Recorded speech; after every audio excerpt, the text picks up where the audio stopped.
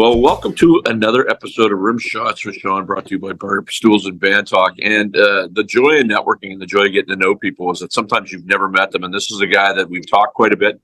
I follow him on his socials. He follows me.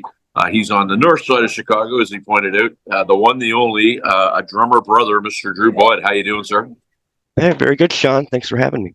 Yeah. Well, thanks for doing this. What caught my eye when I started watching some of your you tape yourself a lot. You show different sorts of projects you're working on, some live playing, and tell my viewers. I mean, you're doing a little bit of everything, right? Yeah, at this moment, actually, this week in particular, there's really a smorgasbord of things going on. I have some session work, the usual rehearsals. I'm prepping for a tour with Jesus Jones in April, and some few other. There's always the odd request coming in here and there, and you just see where those shake out and what actually hits. But yeah, at the moment, it's a very good variety. So you're playing with Jesus Jones, and I'd love to ask you about that because I'm getting into a little bit of a cycle with some people that are, I don't want to say session guys, but they're people that are playing with people on a regular basis and different people. Would something like that have been an audition situation? Did they see you and ask for you? How did that come about? Okay. Well, just to clarify, so I'm with the opening act on the tour. Okay, so even still, that's even better. So how did you guys get on that tour? Because again, a lot of bands that I deal with, they're like, how do I play? How do I get out? How do I, get on one of those types of things? So Well, this gig in particular, it was truly a cold call. There's a real long story to Jesus Jones having some visa issues last year, which since got sorted. But I was sitting here, and the phone rings, and hey, do you want to go on tour with Jesus Jones? Yeah, okay. And, right. and in this case, it was truly that simple. Now, as I said, then the U.S. government had some visa issue things, and that kind of drew out the process. But it hit, things are signed. My flight's booked to Boston, and it's these next couple of weeks are really going to be a whirlwind. I've got the final set list, and it's actually as soon as I hang up with you, I've got to chart the last two songs. So I love the cold call thing because part of something like that would be a reputation-based opportunity, which tells me that your brand is getting out there and people are seeing you. How did they discover your band? How was it passed along? How did that that initial contact come to be? Well, here in Chicago, you got to realize I've been part of the rock underground for over 30 years in some capacity. And so I like to think over those years, I've developed a pretty good reputation as being reliable, showing up, and actually being able to play the drums a bit too, which is always the least important thing when it comes down to it. And just the feedback I've gotten, if my name is being passed around, people are like, oh yeah, he's not going to waste your time, if nothing else. So that certainly helps. So I imagine there was some sniffing around about that. And that's really the message I'm trying to put out. As you've noticed these days, I'm pushing to get into a bigger and better pond too, as awesome as Chicago is. Just that's where life is. I got to get out there in a better way. Well, and you know what? Talk about the scene down there, because then anybody that I guess isn't super, somebody would mention Nashville, they automatically go to country, but there's a huge rock scene. Somebody mentions Chicago and they automatically think jazz, but there's different sorts of scenes there. What is the scene like in Chicago? I think Cheap Trick, or Styx, because that's kind of what I grew up on. But what's the scene like there? Okay.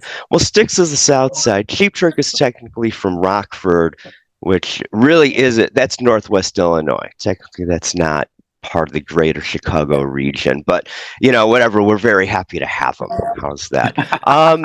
So if it comes, Chicago is a weird city. It's awesome. We got a little bit of everything here, but it's also very compartmentalized. So, I'm part of the rock scene, and there's that. So if you want to know what's going on in the jazz scene, I don't know, and these things don't really spill over.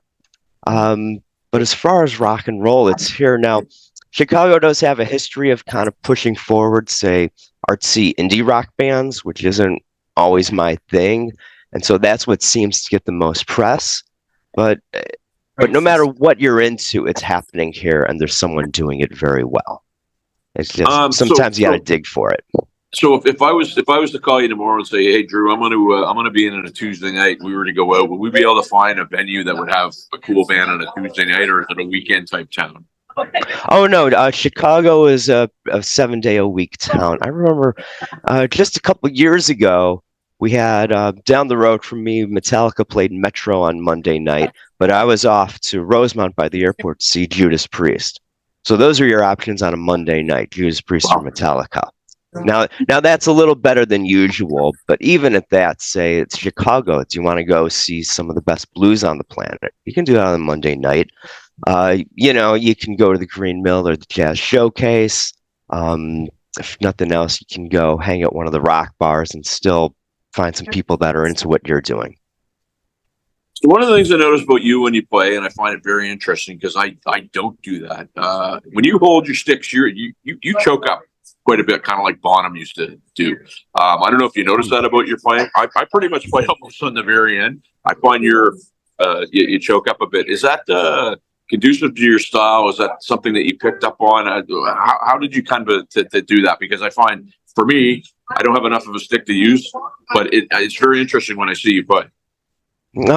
Honestly, no one's ever made that comment before, and hang on. Sorry. So there is a Roland kit sitting right next to me. So I don't. Show me that. Yeah, see you. Yeah, look at the end of your stick. Look where your hand is. Yeah, I guess that's how I've always played.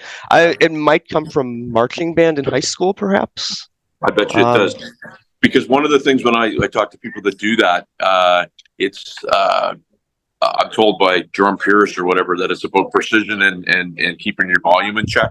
Versus if you play further down the stick, you're just going to be a pounder and a big kind of a bashing sound. So I just find it interesting because I'm also a rimshot player, and it's like the way you do that, and you be hitting your hands. Well, I guess what I tell my students is, to begin with, you're always looking for that balance point on the stick, which isn't a perfect thing. And if you go further back, of course, you're going to get more power, but then you're losing some speed and articulation. So it's sort of that sweet spot in the middle. And then, so you see me doing a lot of that nonsense, which that's all, that's all frosting. But then for that, you really do want to be, someplace where the stick is balanced. So perhaps that's what it is. Very cool. And what's your weapon of choice there? Like, I always like to talk to people about equipment when I talk to fellow drummers. I'm a Mapex artist. What do you use for gear? Well, I'm always been loud and proud about Yamaha hardware. So when you see me gigging here in town, it's literally the exact same stands I bought sophomore year in high school. Never had a problem with the Yamaha. I did have a snare drum stand that someone else broke on me. I'm still rather upset about that. But Yamaha, just for the money, it's never failed. I've never had to buy a new stand. I love Yamaha drums. I got a Yamaha drum kit sophomore year as well, which is still great.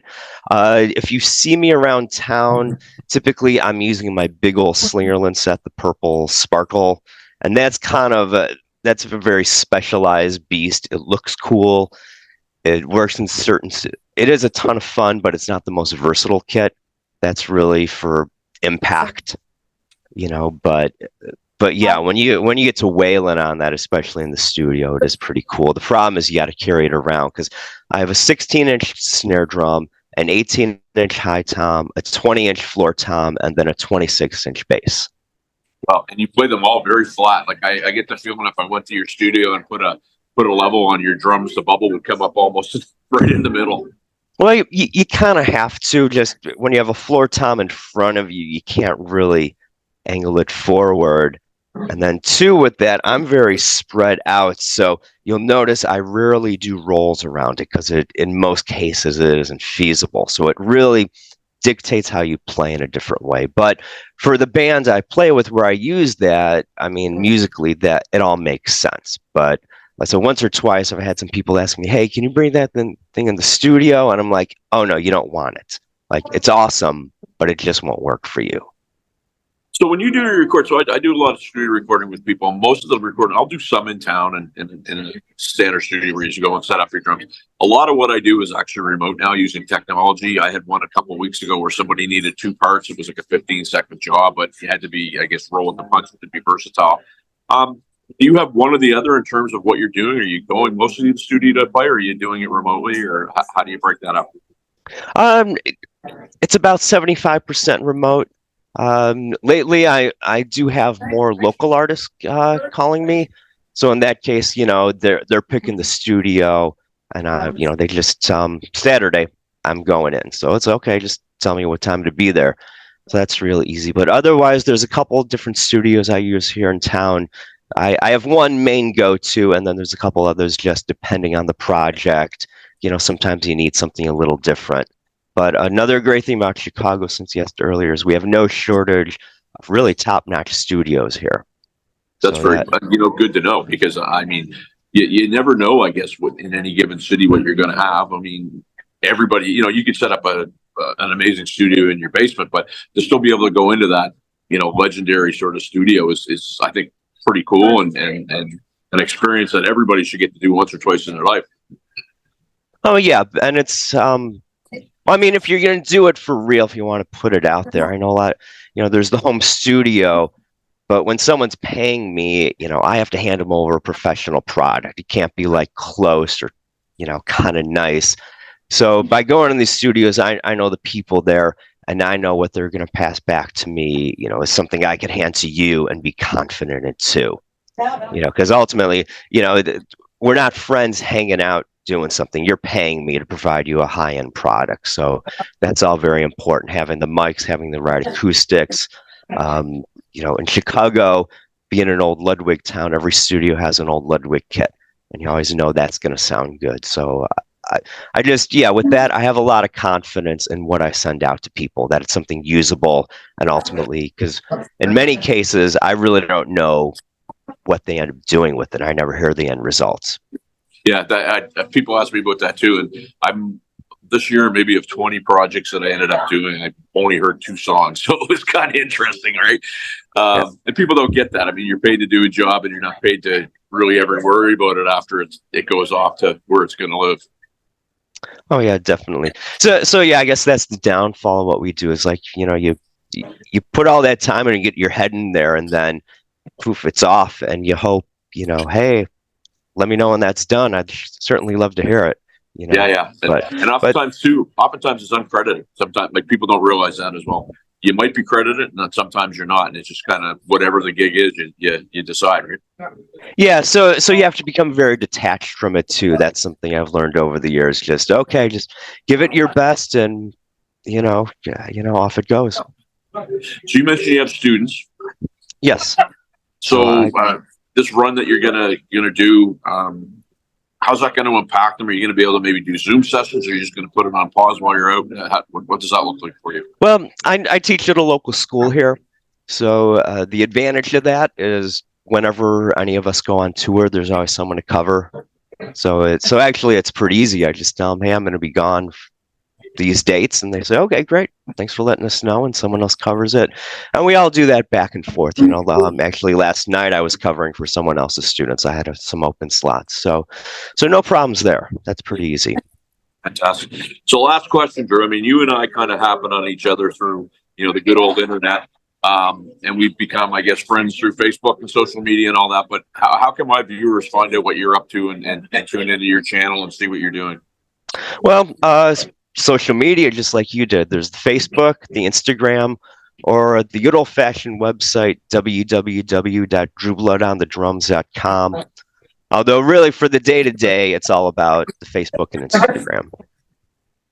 Drew Blood, thank you so much for doing this, bud. You got to get going and charge some stuff like you said. So I want to say thank you so much for doing this, and let's stay in touch. Let me know how that run goes when you're out there. All right, thank you so much, Sean. You have a good day.